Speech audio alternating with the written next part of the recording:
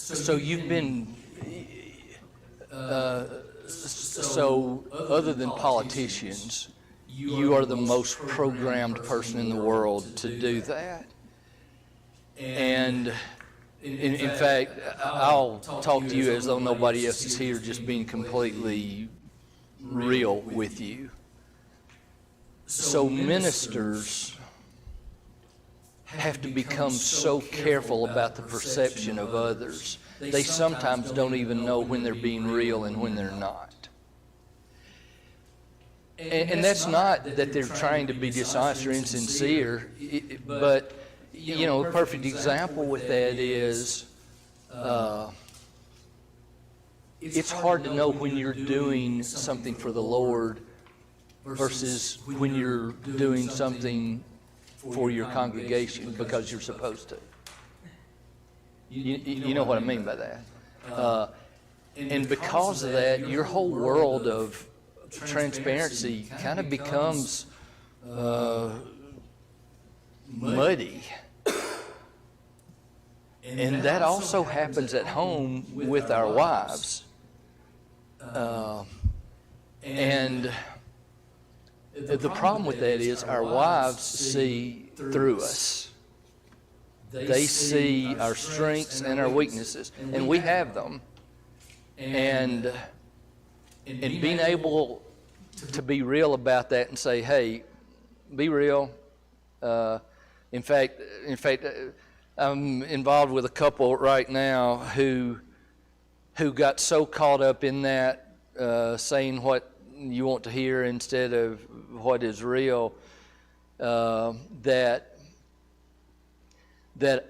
I got them asking each other 100% as the reminder, look, are you speaking from what you would tell somebody at church, or are you speaking to me 100%? And that was their trigger to, all right, self-check, you know, have we got all the stuff out of the way? And I don't even know if I'm getting close to where you wanted me to go with that or not. Many people that don't know, I was raised by a narcissist. And if you don't know what that is, look it up because it's kind of interesting. So you're almost genetically disposed to, articles, everything comes out protected, so you don't get in trouble. So then we flowed, we got married and went right into ministry. So you give them the answers that they want to hear.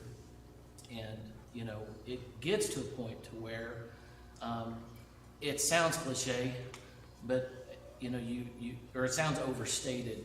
I'm not sure which one is, which one is really what, and that's why I have a struggle with the sessions we did, is, I don't know, because I'm not sure, where stuff sits. Well, so let me make this applicable to everybody. We are all products of our environment, right? I love the nature-nurture controversy and taught nature-nurture research for years.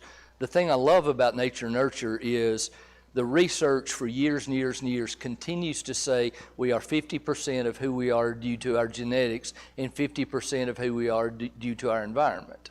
What I like about that is even if we have genetic tendencies or personality traits, if we will handle them appropriately with appropriate environment and appropriate effort on our part, we can overcome some very innate tendencies. But watch this. There are some things that each of us have to be concerned about, and I'll make this me, not you, Andy. So I preached for many years, every Sunday. And you know what happened? Every Sunday, they would bring me in and they would put me in an elevated position, and I would stand up here and look down on everybody, and they would look up to me, and I would impart my knowledge on them. And then after it was all over, I would go to the back of the building, and everybody would walk out single file and tell me how good a job I had done. And I started doing that when I was 22.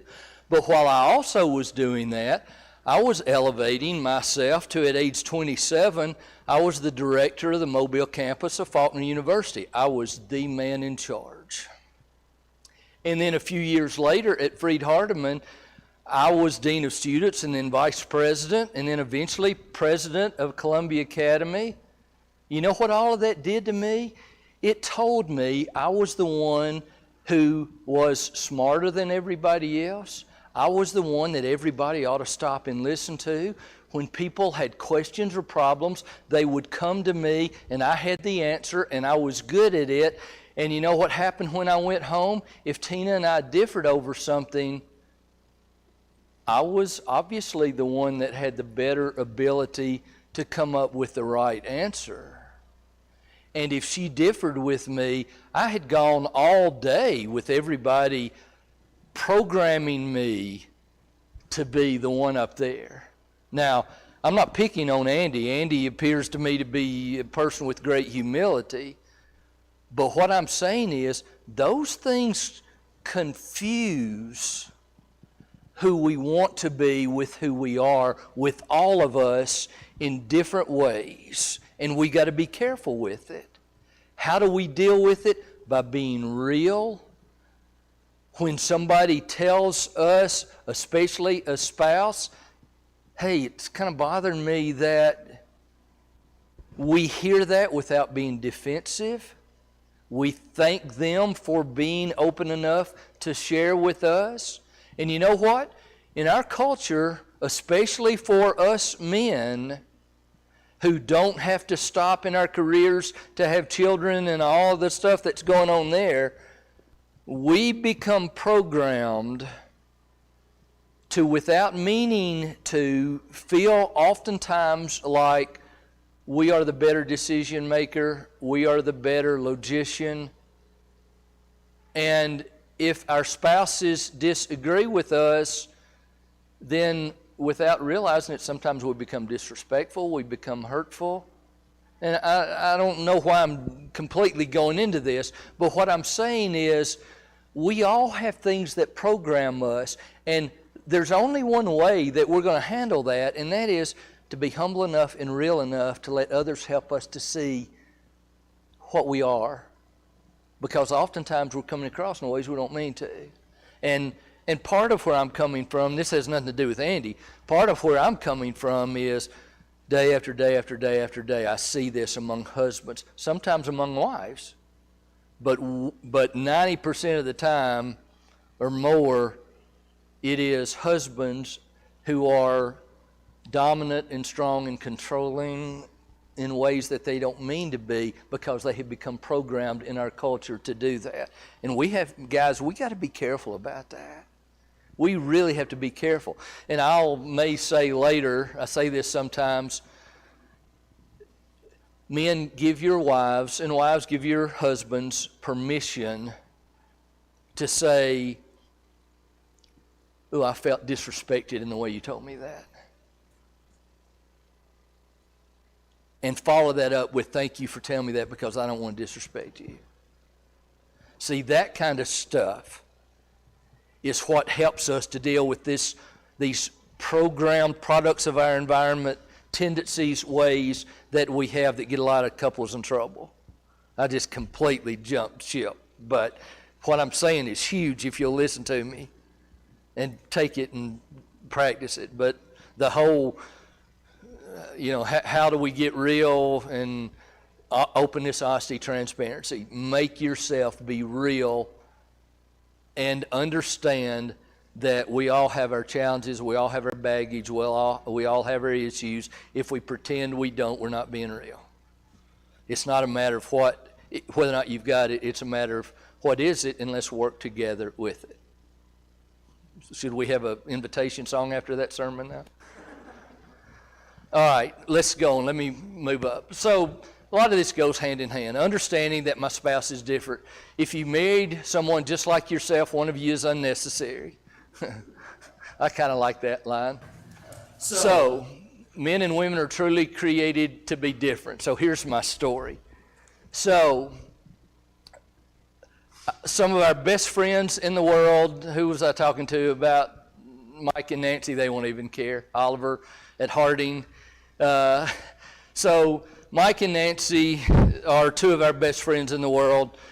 And so Mike one day told me, he said, you know what our first fight was? And I said, no, what? And he said, it was the day after our wedding night.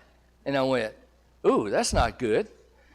What happened? He said, oh, I'm driving down the road, just enjoying the feeling of being married, looking forward to the honeymoon and everything around the wedding. And Nancy says, what are you thinking? And I said, oh, nothing. I told you this is your story. And he said, and this is a real story, I know it is. And she said, no, really, what are you thinking? He said, well, nothing. And she said, if your eyes are open, you're thinking something, what are you thinking? And he went, I don't think I was thinking anyway. And she said, what are you hiding from me? Well, if you know the two of them, that makes perfect sense because, man, he can put his brain in park mode and just be in the moment. He can be as laid back as anybody I've ever seen to the point that it can aggravate me. Nancy is high strung. If her eyes are open, her brain is just all over the place. And what's going on there? Just absolute differences. We're going to start discussing men's brains, women's brains, and how they're very different from each other. Now, I want to start with men's brains. All right? Now, men's brains are very unique. Men's brains are made up of little boxes. And we have a box for everything. We've got a box for the car. We've got a box for the money. We've got a box for the job. We've got a box for you. We've got a box for the kids. We've got a box for your mother somewhere in the basement. We got boxes everywhere. And the rule is the boxes don't touch.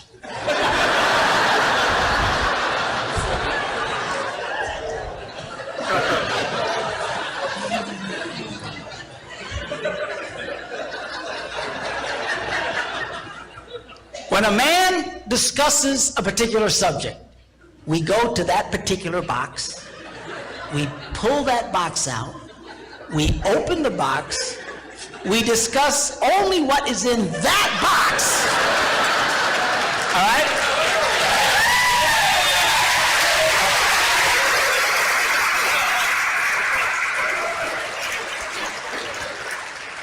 And then we close the box and put it away, being very, very careful not to touch any other boxes.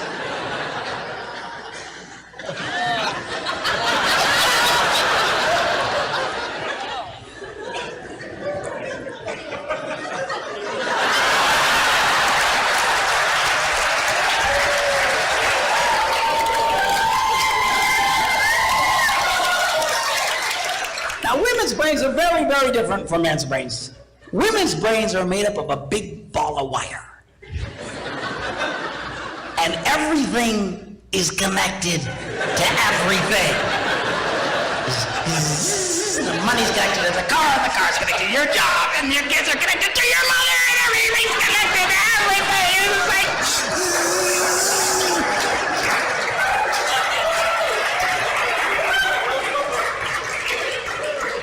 It's like the internet superhighway. Okay? And it's all driven by energy that we call emotion. It's one of the reasons why women tend to remember everything. Because if you take an event and you connect it to an emotion, it burns in your memory and you can remember it forever. The same thing happens for men. It just doesn't happen very often because, quite frankly, we don't care.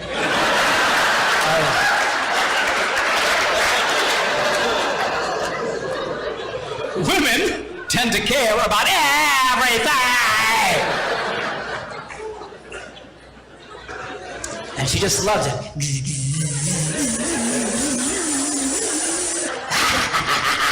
Okay?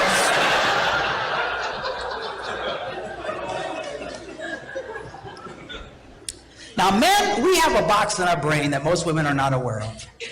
This particular box has nothing in it.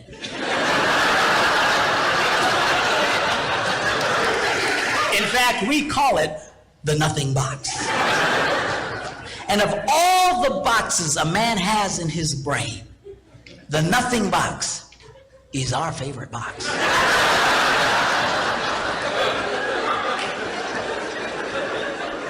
If a man has a chance, he'll go to his nothing box every time. That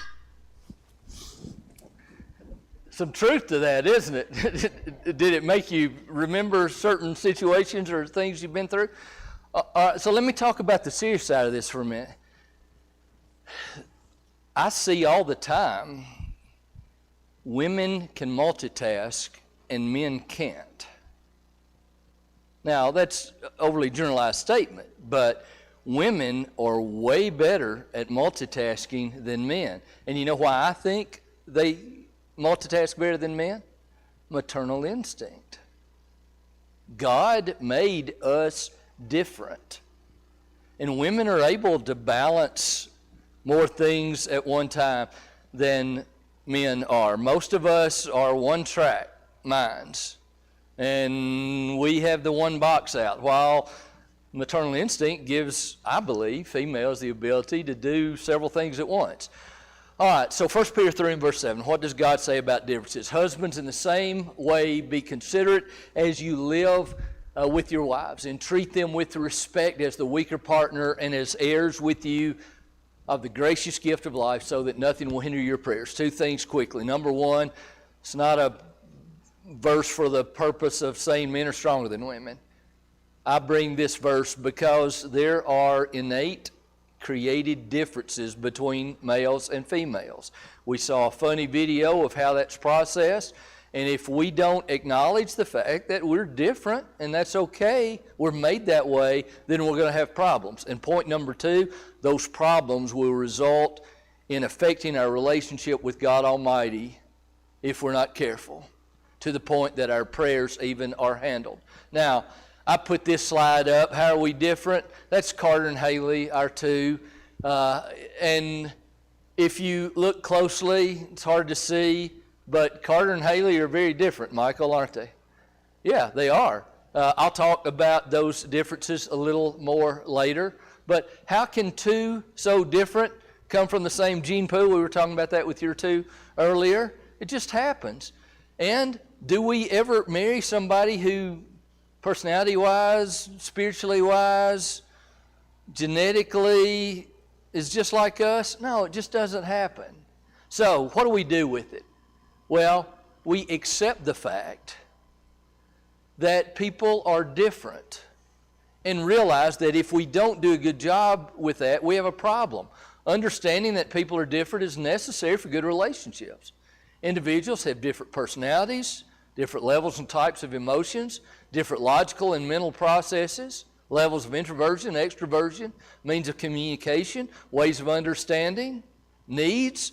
Oh, that list goes on and on and on, right? And it is a matter of respect.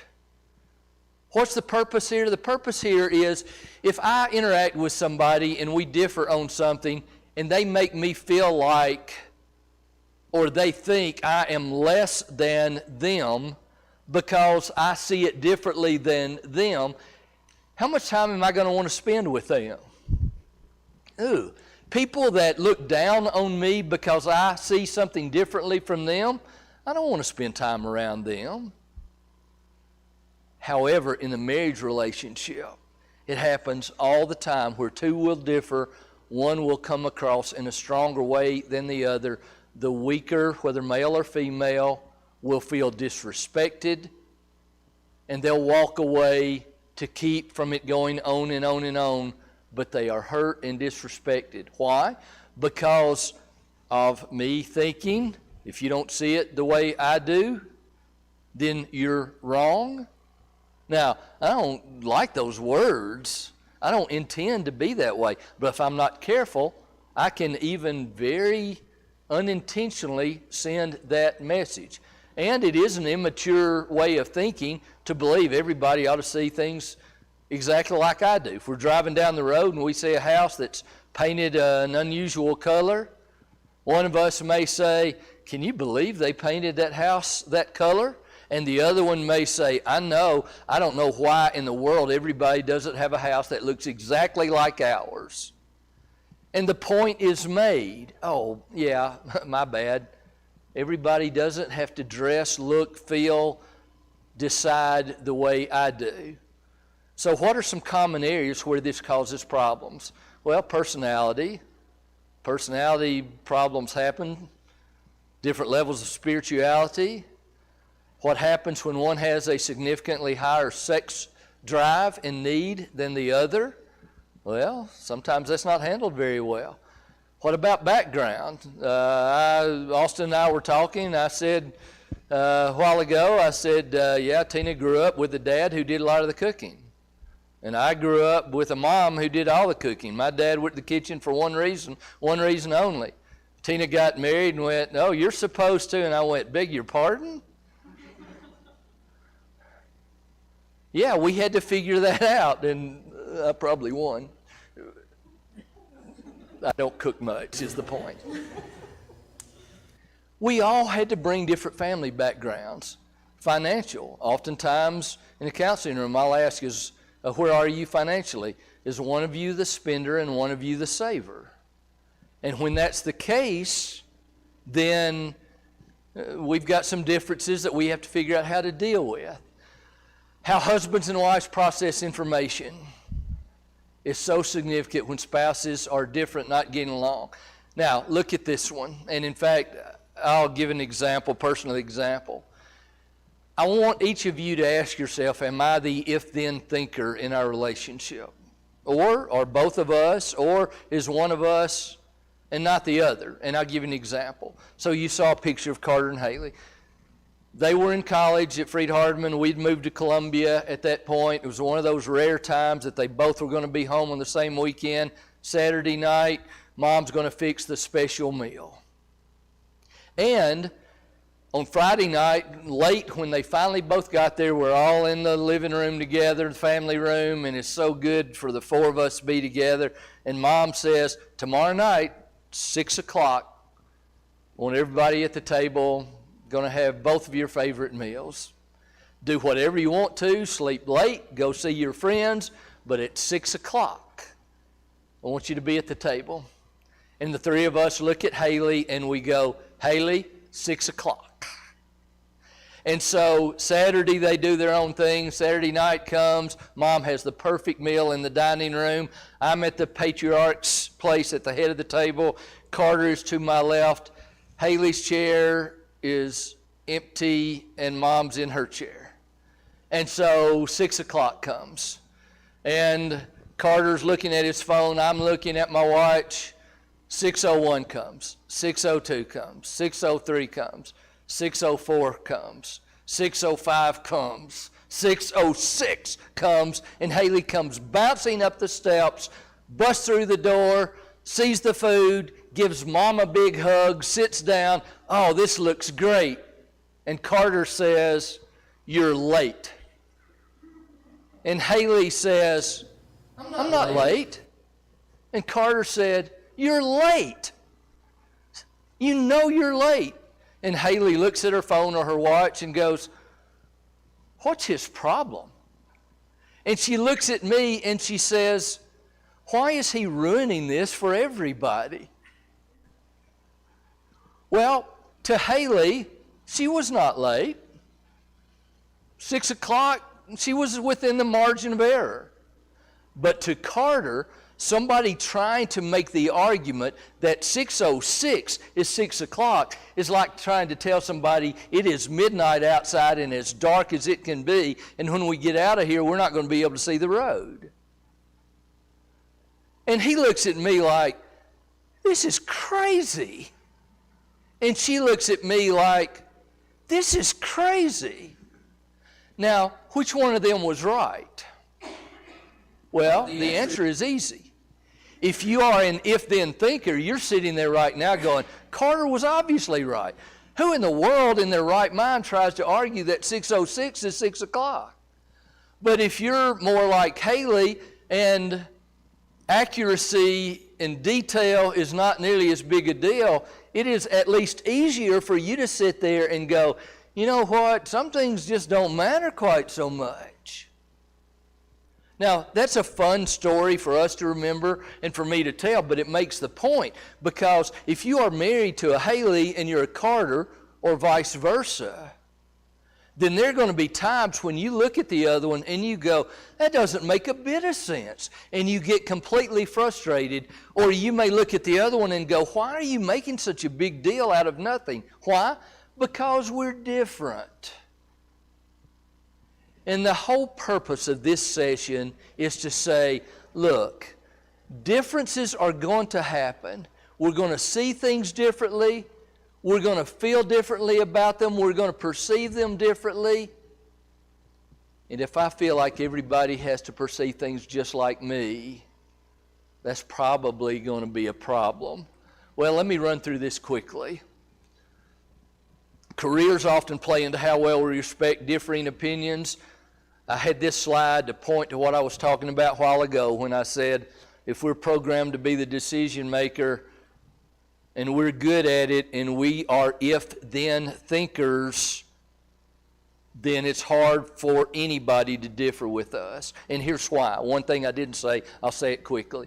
If I'm an if-then thinker, if I'm a plus and minus thinker, if I weigh the positives and the negatives and I get to a bottom line, I have used logic to come up with the right answer. And is there anything better to come up with the logical answer than logic? No. And if your answer doesn't match mine and I use logic to get to mine, then you're going to be wrong. That's the way if-then thinkers work. And we got to be careful about that because we're all smart enough to know sometimes we thought we were right when we weren't right completely, number one. Number two, oftentimes things are not nearly as black and white as we thought they were. Oh, how important it is for us to recognize if we are if-then thinkers and if our career has kind of pushed us in that direction. It's important to know how to communicate. And picking the right time and way to discuss differences is important. At the end of the day, when you're tired, stressed, worn out, not a good time to talk about differences. Sexual differences, I'll do this quickly. Going back to what I said earlier today, being able to talk about, being able to ask, was there something that you needed or wanted me to do that I didn't do?